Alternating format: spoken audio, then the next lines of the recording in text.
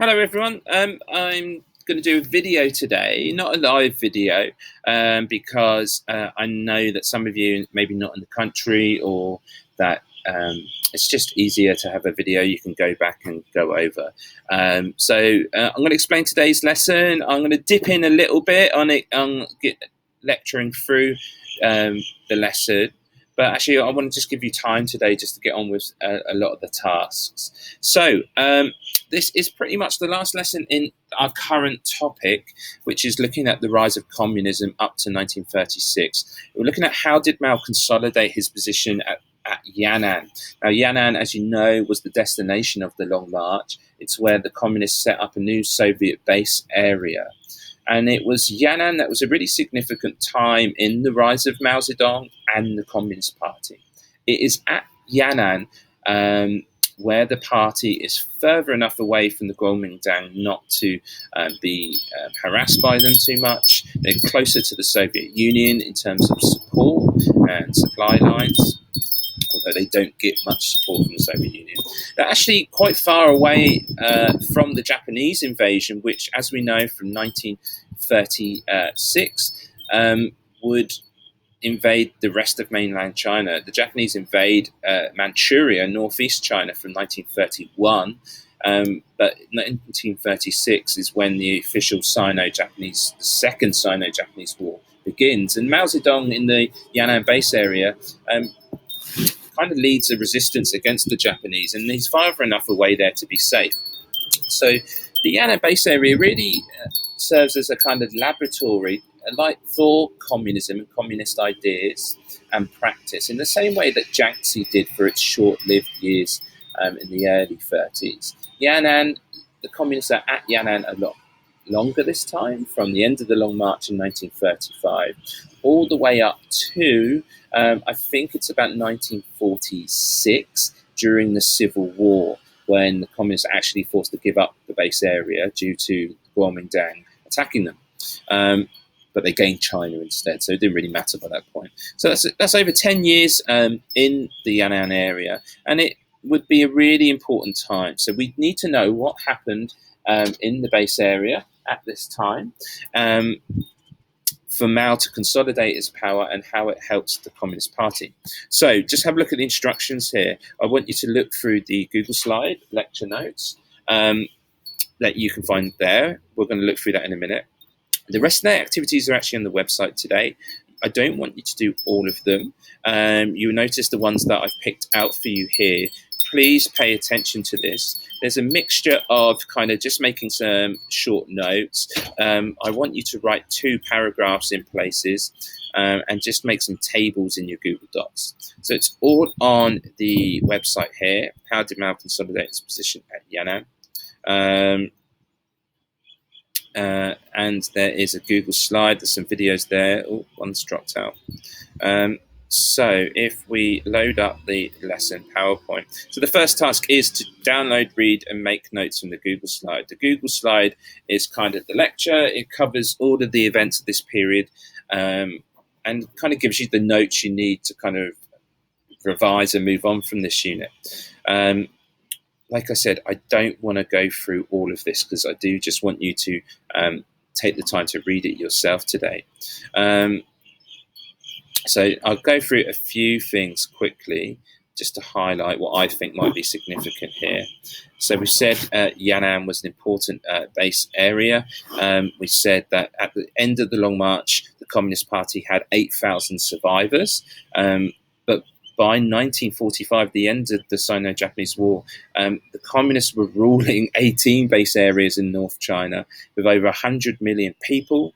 The Communist Party of China had a million party members and 1.2 million in the Red Army. They are huge statistics, and if you compare that to the 8,000 survivors after the Long March, they've clearly done some rebuilding in this time. So we cannot forget Yan'an if we're trying to explain the rise of Mao. That's a map showing where Yan'an is. It's this red area at the top. What's the geography of that area like? Well, rolling hills. We know north of that in Outer Mongolia, we've got the Gobi Desert touching upon these parts. It's quite a dry area, hills. It's not necessarily that productive. Just drinking some tea. The biggest crop for the communists during this time would actually be opium. They'd actually sell opium, grow opium there, and sell it on, to Chinese gangsters and others to make money. That was their main cash crop. Okay, so how did the Communist Party survive? We said the Long March ended with 8,000 troops. You may remember Zhang Guaotao. He was another communist leader at this time, really influential one, been there since the beginning of the party, like Mao. He had over 30,000 troops that finally marched into Yan'an in 1936. That boosted numbers. Now, this coincided with the time of 1935, growing tension in Europe and the world between fascism, you've got the rise of Hitler and Mussolini, and communism. Now, communist movements across the world are kind of fearful of the rise of fascism and the impact it might have on suppressing communism. So Stalin and the Comintern call for the return to this united fronts policy of the 1920s. He says that communist parties around the world, like in China, should unite with bourgeois parties in order to fight fascism. Now, who are the biggest fascists in Asia at this time? It's Japan. So Stalin is encouraging the Communist Party to again join with Chiang Kai-shek. Whether they do that or not is hard because Chiang Kai-shek doesn't want to join with the communists. He's just purged them in previous years. He's created blood enemies for life. To have an alliance with them again would be to risk everything he's built, and he just doesn't want to do it. So actually, he does end up doing it. How that happens is something called the Xi'an Incident in 1936. And it's kind of activity on one on the website. I've asked you, well, why didn't the Kuomintang just destroy the communists at Yan'an? Well, they wanted to, they were about to, but Chiang Kai-shek was mysteriously kidnapped in December 1936 by his officers, led by Zhang Zhuliang, the ex-warlord of Manchuria on the left there. Yeah, they actually kidnapped Chiang, hold him in a villa. He runs off in his bathrobe over the villa wall, hides in a cave for a day or two. Soldiers find him. And basically, they force him to. Zhou Enlai, the communist Zhou Enlai comes to Xi'an. There's negotiations. Mao Zedong wants Chiang Kai-shek to be killed, but they don't end up killing him because they see he is a nationwide figurehead, but they persuade him to join this united front. And you can see it's explained there. So by Christmas Day, Chiang had agreed to stop fighting the communists and to launch a second united front against the Japanese, because everyone knows that the Japanese are the biggest problem at this time. They're invading China, and for Stalin and the communists, they're a threat to world communism. And this saved the Yan'an base area from destruction. And as part of the Second United Front, there was an agreement that the Red Army, Mao's Red Army, which was about 30,000 strong, would join the kind of Kuomintang. On paper, it would join the Kuomintang. It would be renamed the 8th Route Army. There was also some communist forces in central China still, along the Yangtze River. They would be renamed the 4th Army. And these two armies were communist armies that fought the Japanese during the Second World War. They were supposed to be under Kuomintang command, but they weren't really. They operated as independent units. They didn't actually do that much fighting, and that's one of the big debates and myths in historiography, like to what extent did the communists actually fight the Japanese? We're going to look at that later. Many would argue they didn't actually do that much fighting, but they actually won the propaganda war, because we often assume that the communists did fight the Japanese where the Kuomintang didn't, and that's kind of a myth. Where was the Xi'an incident? You can see where Xi'an is in central China here, right there. Okay. It's a scary group of communists, isn't it? There's Mao Zedong on the right there. I think that's Bogu, Zhang Guotai. Who else can we see there? Not sure of the others. Okay, so what did Mao do once he got to Yan'an?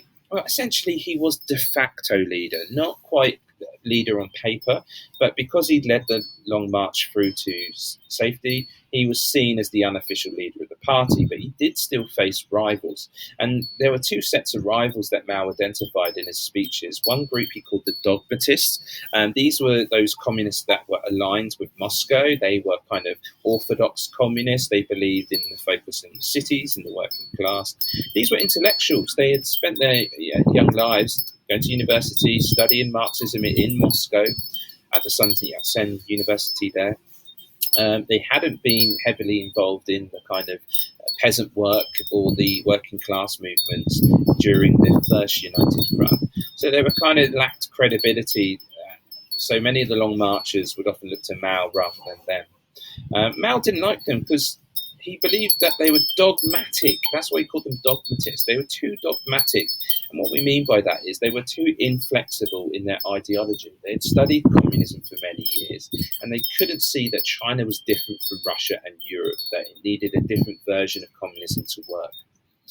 The other group was led by Zhou Enlai, and Mao would call these guys the empiricists. Now, he would argue that these guys are so not bothered by communism. They're barely communists. So he would say these guys, they don't really care about communist ideology.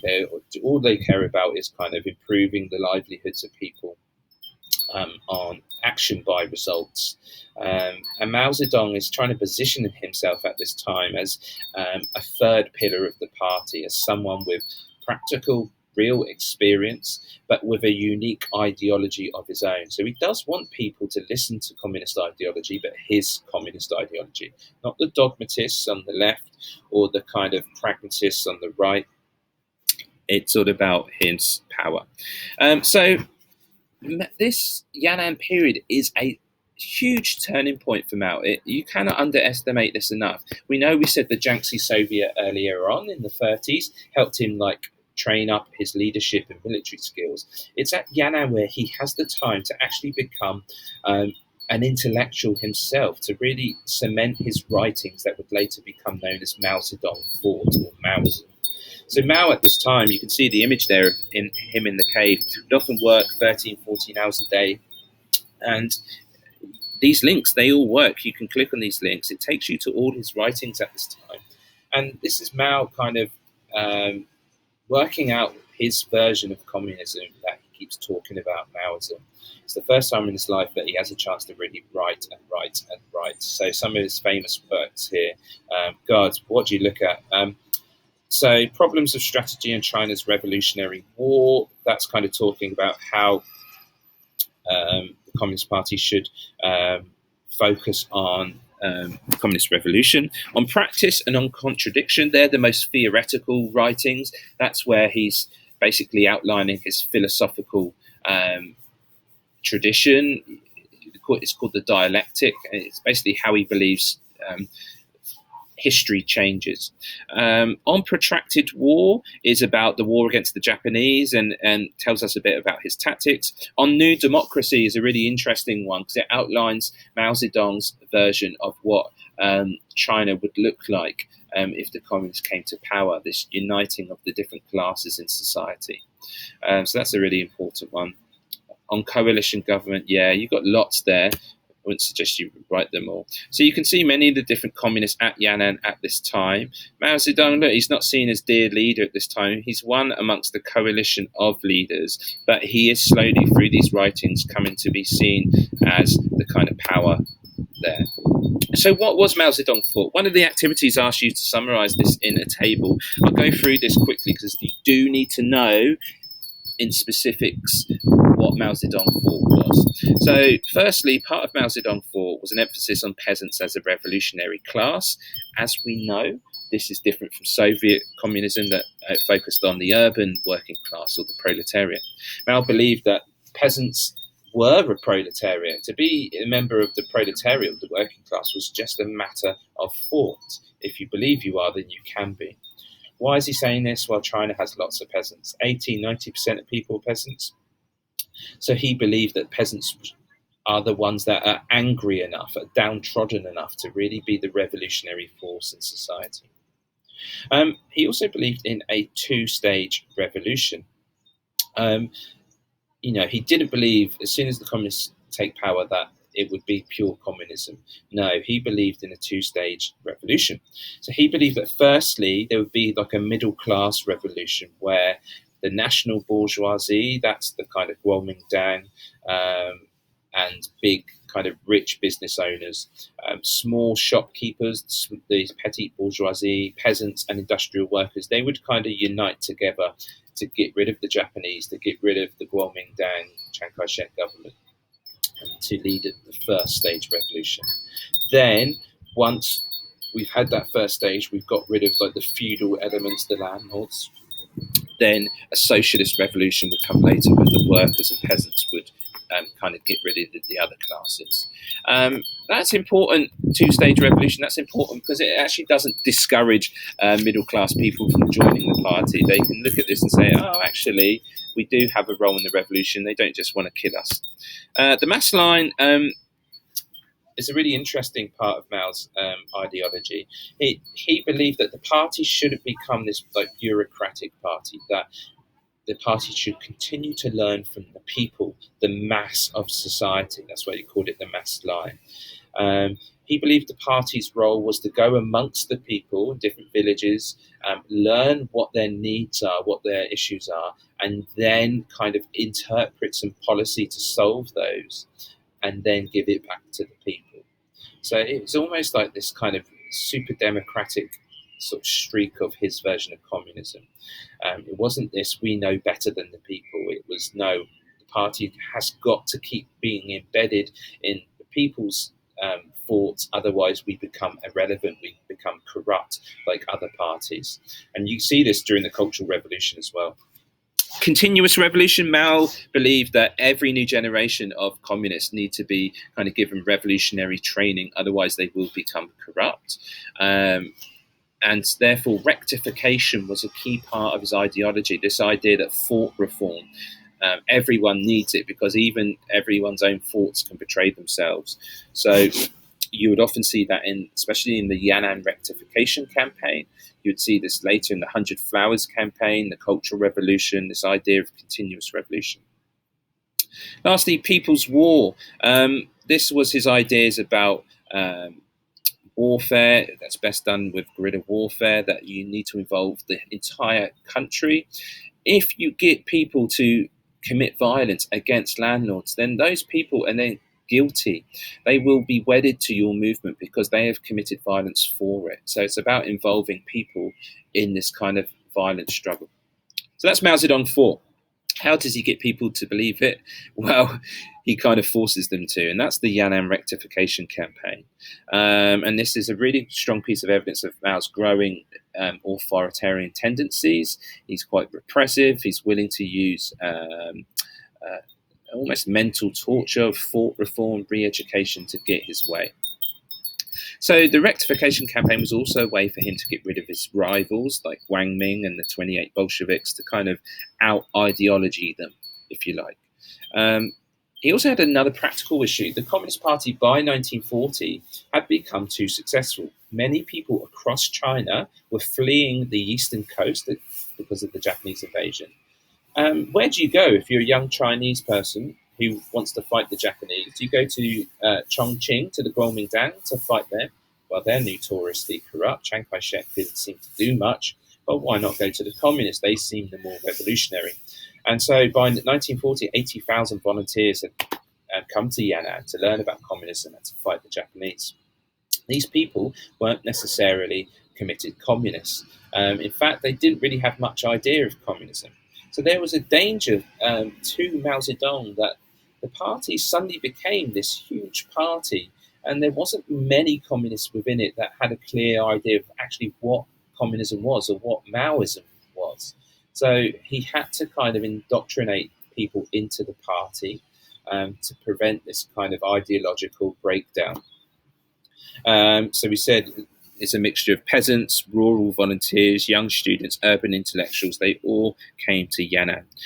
He launched his rectification campaign in 1942, not as this violent thing to start with, but it started as just a kind of selection of study groups. You can see the images there of them studying. So these sessions would often go on throughout the day and night, and Marxists would gather to discuss key principles. And each member of the group would be asked to kind of comment and reflect, like a seminar in school. But then the leader of that seminar, who is a Maoist, would then kind of correct them on certain key principles, and would then ask individuals to reassess themselves, to actually get them to say that they were incorrect. So it was almost like you've spilled your guts in this group session about what you think communism is. You thought you were right. You're suddenly told you were wrong, and you're suddenly told to apologize and then to tell everyone how you were wrong and that you now believe the right thing. And you even haven't got a chance to digest what the right thing is. You can see that's quite a mental anguish and hoops you've got to jump through. Some people, went through these sessions fine. They changed their kind of ideas. But for some people that really didn't agree with Mao Zedong, this either left them being ousted from the party, many forced out of the party at this time, or later on in this movement, forced to undergo kind of isolation, and some committed suicide because of the kind of the group dynamics of this thought reform session. Mao actually heightens this campaign as it goes on. He sets up this Central General Study Committee to replace the kind of government of the party at this time. This is like a group of Mao and his pure allies kind of ruling the party themselves at this time. Here we go. This is what the sessions usually look like. Okay, you can see some better images there. And from 1943, this campaign really escalates as it looks like it's turning into a pure grab for power. Mao uses his head of security, Kan Sheng, you can see him in the top right there, really evil guy, to kind of arrest people. He claims there's spies within the party. There could have been Kuomintang spies for sure. But he arrests thousands of members accused of being collaborators, forces them to undergo self-criticisms. Many were tortured. 60 actually killed themselves.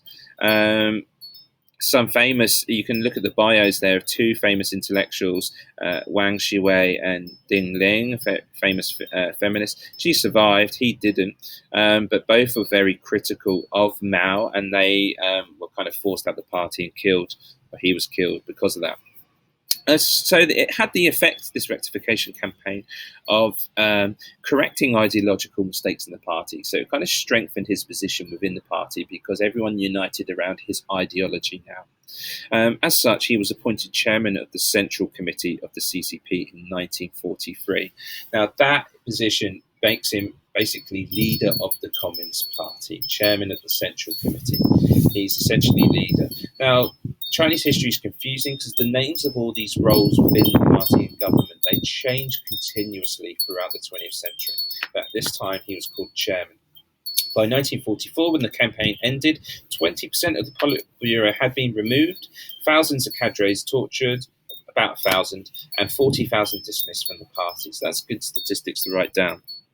Okay, so we've looked at how the Yan'an years really benefited Mao, his kind of growing ideological legitimacy, and how he cemented his control of the party. You also need to look at this Yan'an period from the angle of the wider party itself and its struggle against the Kuomintang. How did the Communist Party grow? Did it change its ideas and policies at this time? And this is the activity on the Google Classroom where you've got to make thematic notes on how the Communist Party changed. So in terms of economics and land policy, we said the party broadened its membership to 1.2 million by the end of the war. How it did this was mainly by appealing to peasants and the working class. Now, Mao realized by Yan'an that extensive land reform, the type where you murder the landlords and steal their land, that just wasn't happening at this point.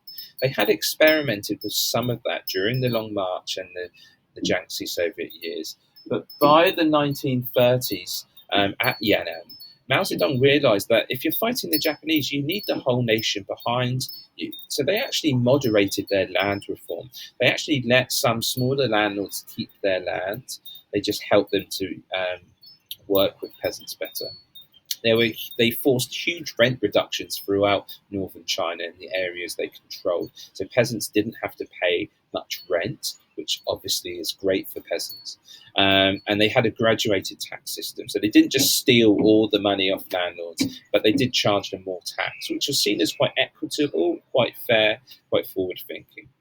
So peasants flocked to the party because of that. They also introduced some political policies that people really benefited from, especially in terms of local democracy in these Communist Party areas. They actually introduced elections for local government committees across northern China. And they had this unique three-thirds policy in which Communist Party members could only hold 1/3 of all posts in these government systems, in these government committees. And you might be thinking, well, that's a bit, have they shot themselves in their foot here? Because they're allowing potential rivals to hold the majority of seats in these government posts. Well, who holds real power here? There's still the Red Army.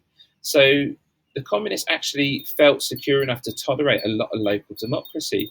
And for many people that weren't natural communists, they could actually look at the communists and say, look, they're actually allowing local democracy. The Guomindang definitely haven't. So in terms of politics, economics, the party is actually quite forward-thinking, quite responsive to the people, and this is why so many joined. I see many peasants here. Also, in terms of social policies, policies towards women were quite forward-thinking, more in theory than in practice, but women were allowed to divorce under the communists. We know during the Long March, many women were in the Long March. Many communists, very good communist leaders and organizers were women because they saw the benefit in the Communist Party in terms of female emancipation. We've said they had laws on divorce, on who they could marry. Foot binding was outlawed, concubinage was outlawed, evening schools were established, so educational opportunities for women were much greater in communist areas. And as such, there was a focus on education as well to kind of upskill peasants. Why do you need to educate so many peasants? Well, they can be more productive, learn about better farming methods, but more importantly, if you want to indoctrinate people with communist ideology, they need to be able to read communist ideology. So basic literacy was a real focus for the communists, rose to 50% by 1943 from 1%. That's huge, right? And there's many anecdotes and stories of peasants farming in the fields. They would often nail signposts in the field next to them with Chinese characters on, so they could memorize characters as they're working. Sort of anecdotes like that kind of indicate the extent of these education campaigns. There was a university set up at Yan'an, the University of Anti-Japanese Resistance, that attracted intellectuals as a class from across China. So you could see how many looked at the Communist Party favourably and with integrity. But let's not forget that we are in World War II. We're going to look at the military later. But the Red Army did grow exponentially at this time. It numbered 860,000 strong, nearly 1 million strong by the end of the war. How did Mao do this? Well, we said many wanted to fight for the communists. But Mao didn't directly fight the Japanese head-on. That would have been suicidal considering their military superiority, their heavy armor and modern weapons. And you can see a really famous quote from Mao here. Our fixed policy should be 70% expansion, 20% dealing with the Guomindang, 10% resisting the Japanese. So the propaganda is often quite a myth that the communists took the fight to the Japanese. They didn't. They used guerrilla warfare. On the one occasion when they did openly attack the Japanese, that's called the 100 Regiments Campaign of 1940, nearly half the entire Red Army attacked Japanese positions across northern and central China. They focused on destroying infrastructure and communications, so railway, telegrams, and they did destroy 600 miles of railway, but the Japanese counteroffensive killed 100,000 communist soldiers. That's a huge casualty statistics, and never again did the communists launch such a conventional campaign. And that would actually cause Mao to distrust Peng Dehuai up until 1959, when Peng was actually purged from the Communist Party. So how significant overall was Yan'an? Hugely. It was fundamental in the rise to Mao. Without this period, this is where Mao becomes the leader of the party. It's where he cements his ideology, finally outs his rivals in the rectification campaign. This was all underwritten by the Shan incident, of course. The Kuomintang could have invaded Yan'an, but they were prevented by his own generals by arresting Chiang Kai-shek. The Second United Front gave the communists breathing space. They were able to resist the Japanese, and by not really fighting the Japanese, the Kuomintang had to take most of the attacks from the Japanese. And the war basically weakened the Kuomintang, whereas it strengthened the communists. Their land reform policies, as we said, was hugely popular.